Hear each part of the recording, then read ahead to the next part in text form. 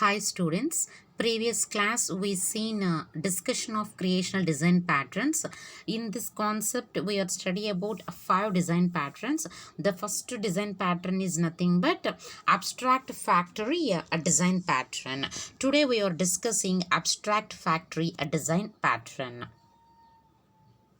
First of all, we need to study the main intent. Okay, the main intent in the sense, what does the pattern do? A short statement that tells us what does the pattern do. Okay, how to create a classes without instantiating their classes directly, and they are related to the particular product objects. Okay, this here we are mainly uses factories and products. These are two mainly used words here. Listen carefully. The main intent of abstract factory design pattern to provide an interface for creating families of related product objects or dependent objects without instantiating their classes directly, or we can say without specifying their concrete classes directly. In the sense, concrete class in the sense implementation for all the a class contains concrete class for the implementation of all methods.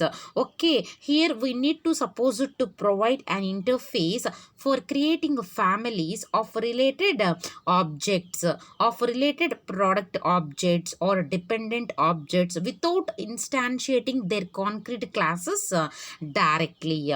This is the main intent.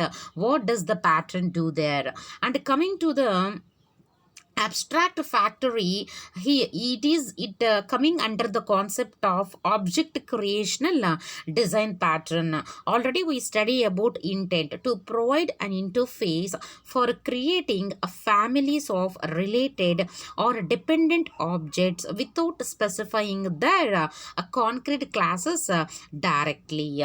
The next heading here, also known as one more name of abstract factory method design pattern, is said to be a kit. It's one of the kit.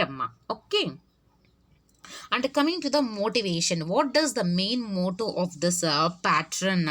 Okay, look at this motivation. We need to understand in one example a diagram. In this diagram we need to explain in a clear cut way. Okay, here the motivation in the sense, what does the main motto of this a particular pattern do? Consider a user interface, a toolkit. It will support a multiple look and feel standards. Let us consider a user interface toolkit. User interface toolkit, it need to support a multiple look and feel standards such as presentation manager and motif. Okay, so here in this concept, Lexi should adapt, it should be compatible for the different appearances, different look and feels standards. We need to define different appearances and behaviors for the user interfaces, like widgets like scroll bars, windows and buttons. These are the very key point. Okay, we need to have a Lexi should adapt a different look and feel standards. It need to define different appearances and behaviors for the user interface, widgets like scroll bars, windows and buttons. Okay, it should be very portable across look and feel standards. An application should not a hard code. It's a widgets like scroll bars, windows and buttons for a particular look and feel standards. So here instantiating a look and feel a specific classes of widgets throughout the application, we need to make it very hard. Okay, coming to the apps should not hard code its widgets. This is the diagrammatic representation of motivation. We have to study about that. Look at this diagram, all of you. We can solve this problem by defining an abstract widget factory. Okay, abstract widget factory class here. Look at this diagram. We need to have abstract widget factory that declares an interface for creating each basic kind of widgets here. There also an abstract class for each kind of widget, and concrete subclasses also there. Look at here. We need to implement widgets for specific look and feel standards here. The widget factory interface, it has an operation that returns a new widget, that returns here, look at this, that returns a new widget object for each abstract widget classes. Okay, so clients call these operations to attain widget instances. Okay, the client here, look at, the client calls these operations to obtain widget instances, but clients are not aware of these concrete classes. Concrete classes in the sense we need to implementation for all these methods whatever they are using there. Thus the clients stay independent of the prevailing look and feel standards. Okay, here look at this diagram. We need a widget factory. In that we have to write methods: create scroll bar of function, create a window of a function. Okay, here there is a concrete subclass of widget factory for each look and feel standards. Look at this. Each subclass here, it implements the operations how to create the appropriate suitable widget for the look and feel standards. For example, we need to create here a scroll bar operation on the motif widget factory. It instantiates and it returns a motif scroll bar also. Look at this. It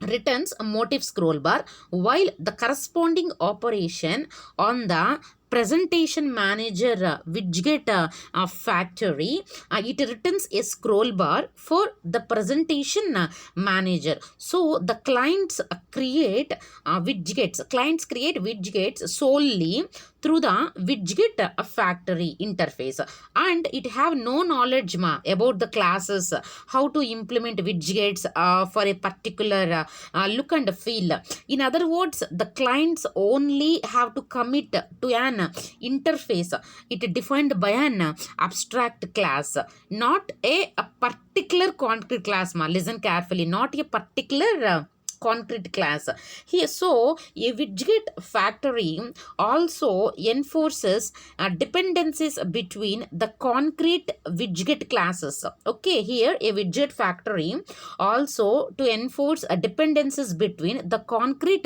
widget classes. Okay, a motif a scroll bar here. Look at this. A motif scroll bar is there here.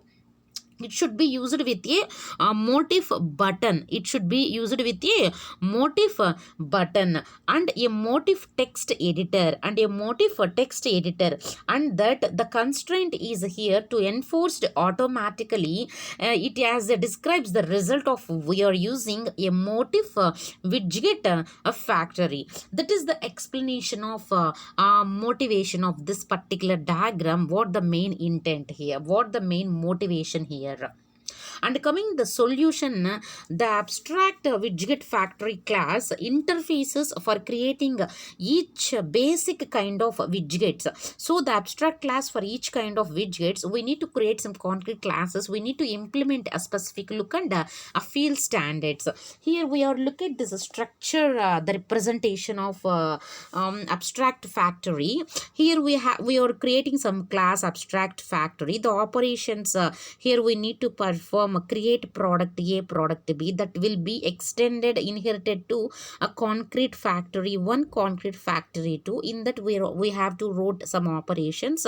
Here the client, already I say to you, here the client will the client will uh, take some performance here. The abstract product A, the abstract product A, it will what it will take, it will have to extend the concrete subclass of product A1 a product A2, and then we need to one more abstract product B. In that we need to inherit extend to concrete product B1, concrete B2. Okay, this is the these are the structure representation of abstract factory. We need to study about the clients call all these operations. Look at in this diagram, the client calls these operations. We need to obtain abstract factory class and its operations, but clients are not aware of these concrete classes or whatever they are using here. Abstract product A, abstract product B. Okay, does the clients stay independently of the prevailing look and feel just these operations? This is a structure, a graphic notation of classes and objects scenario. And coming to the applicability, where it is used for the purpose of abstract factory design pattern, we need to study now. We need to use the abstract factory pattern when, in the sense, a system should be independent of how its products are created, composed and represented. Already I said, if you have some two recurring themes, they are how we want to create objects and products, how we are created, who are created the objects, when they are created the objects, when we do the composed a system, it should be independent of how its products are created, composed and represented. Here exactly the one more point here, a system should be configured with one of multiple in the sense more than one families of products. All sorry, I present a slide produces, it's not a produces, it's a product.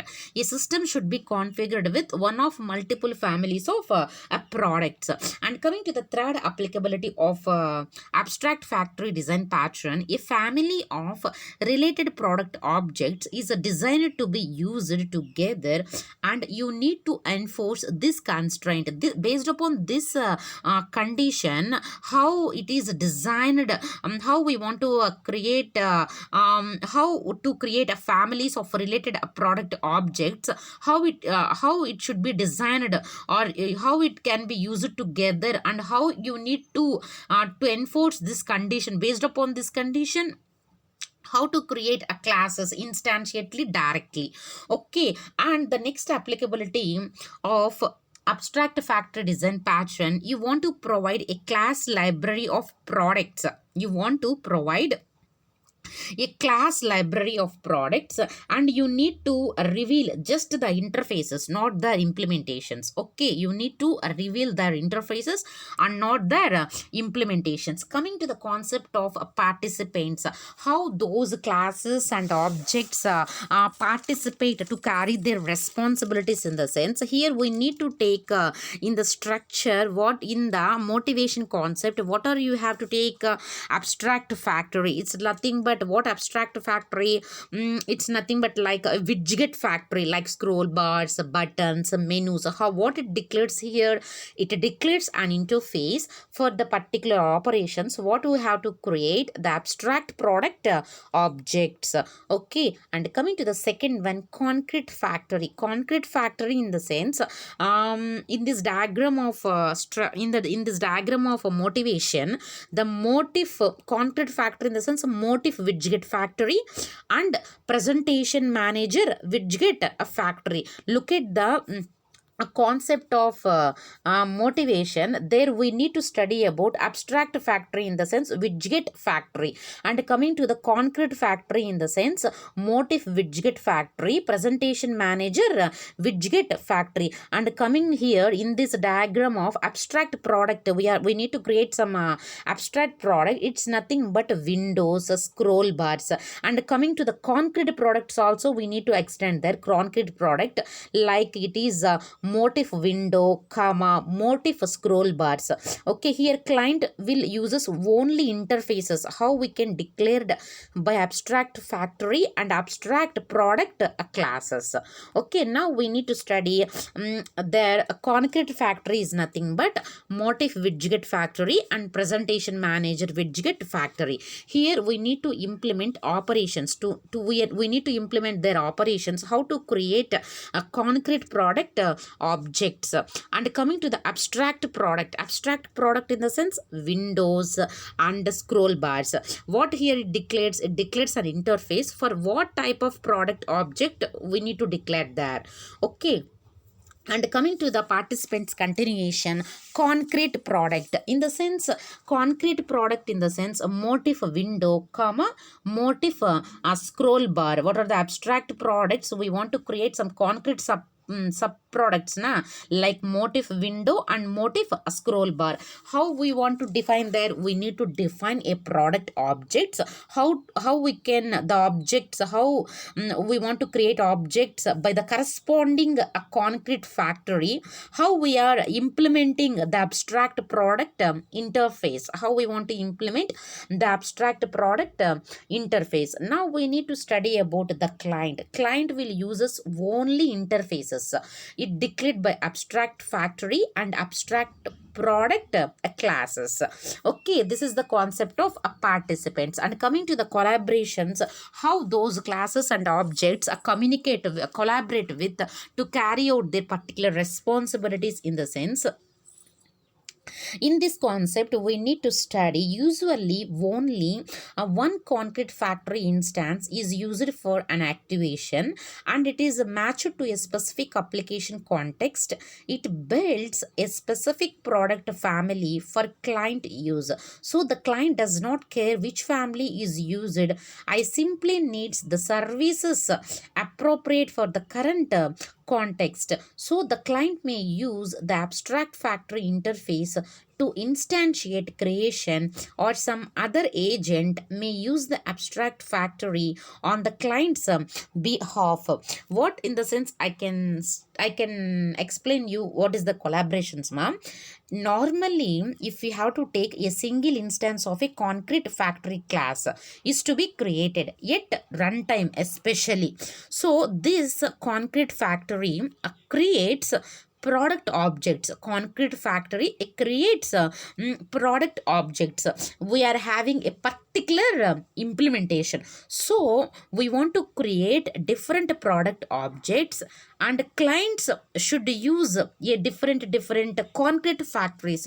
So abstract factory differs creation of product objects differs from creation of product objects to its concrete factory a subclass. This is the concept of collaboration, amma. Coming to the consequences we need to study about their consequences. Listen now, consequences. The abstract factory pattern has the following benefits and liabilities. Okay, has the following benefits and liabilities. The first one is nothing but it isolates concrete classes from the client. From the client we need to isolate concrete classes. Just we need to use the abstract factory. What we want to control the classes of objects whatever the client creates.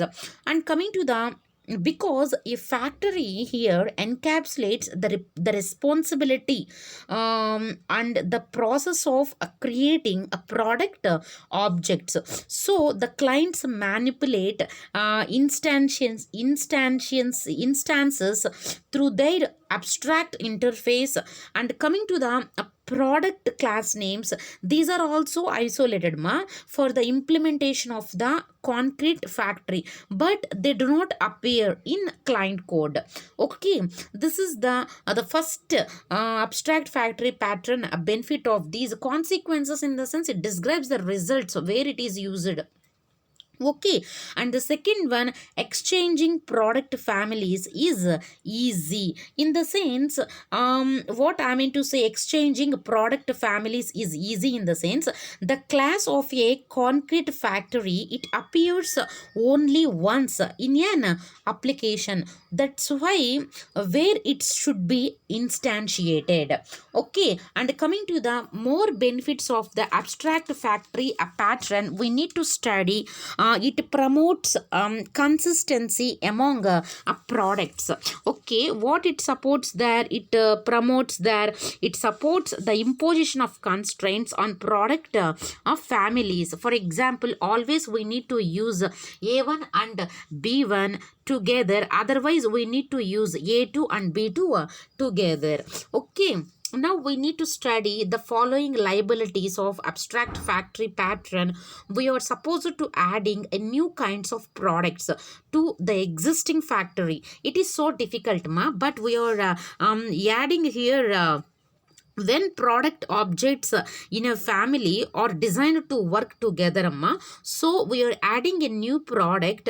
It requires the what are the extending abstract interfaces which we need to imply that all of its derived concrete classes, it also must be changed.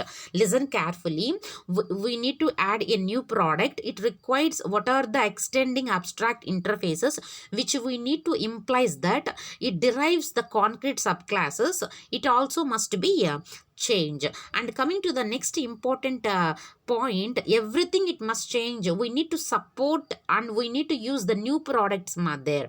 Abstract a factory interface, it should be extended here. So the derived concrete class concrete factories, so we can say derived concrete factories, it must implement the extensions also. We need to extending abstract factories to produce new kinds of products is not easy task. So that's why, because the abstract factory interfaces fixes the set of products that can be created. And now we are studying about the implementation. Okay, implementation nothing, ma. First of all, we need to concrete factories are oftenly implemented as a singleton concept. So we need to creating here the products. First one is singleton. Singleton in the sense factories as singletons. Why we need to say factories as singletons? An application typically needs only one instance of a concrete factory per product family. Listen carefully. An application typically needs only one instance of a concrete factory per product family. So it's usually implemented as a singleton. Okay. And coming to the second one, creating the products. What we are creating their products. Listening, how we want to creating the products in the sense, abstract factory only declares an interface. Only declares an interface for creating a product. So it's up to a concrete product subclasses to actually we are creating them. Okay, so the new concrete factory, it is required for each product a family. Okay, so alternatively we need to implementing by using a prototype also. It many product families are possible, ma. The concrete factory can be implemented by using the prototype pattern. Okay, and here we also use a prototype based factory in small talk. Just we need to discuss that. Listen, only one is needed for all families of the products. Here product classes, now we need to have a special requirements. They are participating in the creational design a pattern. Next we need to defining extensible factories. Defining extensible factories in the sense, abstract factory usually defines a different operations for each kind of a product it can be produced. So the kinds of products are encoded in the operation signatures. So we need to adding a new kind of product. It requires what are the changing of the abstract factory interfaces and all the classes that depends on it. Okay, so it is very difficult to implement a subclass specific operations. And coming to the known uses, what uses ma? Known uses. In known uses, we are studied about it is used to generate interviews. Like we have to take some kit ma, kit suffix. It denotes abstract factory classes. What it defines: widget kit and dialogue kit. Okay, these are the abstract factories for whatever we are generating a look and feel specific user interface objects. Okay, so we also include a layout kit that generates different composite objects, it depending on the whatever the needs of the current context. Okay, and coming to the ET++, in the sense, it also uses the abstract factory pattern. We need to achieve their portability across different window systems, like X Windows and Sun View. For example, the window system abstract base class, it defines the interface for creating objects, whatever we represent window system resources.